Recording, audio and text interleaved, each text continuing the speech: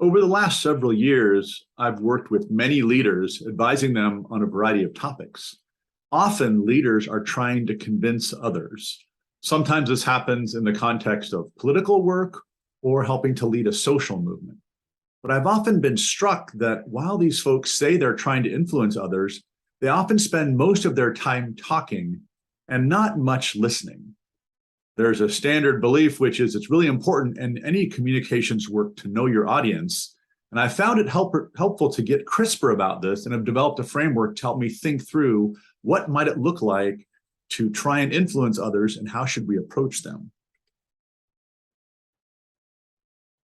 So it was useful for me to come up with categorizations of people we're trying to influence or categorizations of the audience, because depending on who the audience members are, we as people trying to influence them would need to take different action.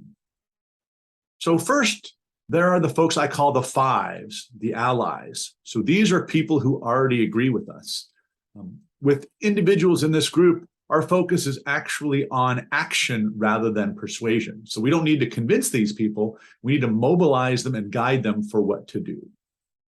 Often in efforts where people say they're trying to influence others, it kind of feels like they're just talking to the fives. They're talking as if the people they're trying to convince already agree with them. And it's important to realize that if you have people who are already allies, that's exactly what you should be doing, but it's different than influencing.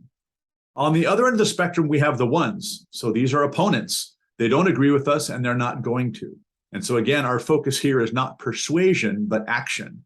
Our goal is to limit their effectiveness and minimize the damage they can cause to our work. And so there, we're not trying to persuade. We want to be aware of them, and then we want to be clear about what we should do. Then we've got people in the middle. I describe these as the threes. So these are folks who are neutral. And one of the most important steps in trying to persuade someone who's neutral is first to understand why they're neutral. They may be uninformed, or they may know about the issue but have questions or concerns. And so I think if we're trying to persuade someone who's neutral, step one is really to understand what it is that they know and what they believe, so we can then decide what to do next. Then there are people in between. So the people I would describe as the fours are receptive. They are not yet allies, but they're inclined to agree with us. For these folks, it's very important to understand what questions or concerns do they have?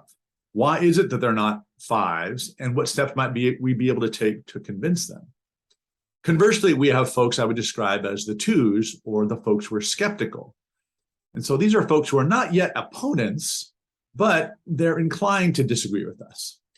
It may be that there's potential to persuade these folks, but it's important to talk with them to understand why are they skeptical, and then to really determine whether it's going to be possible to persuade them.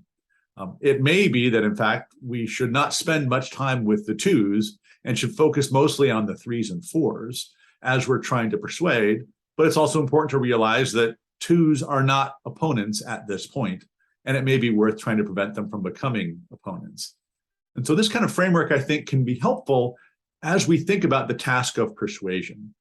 Understand who your audience is, and then get more specific.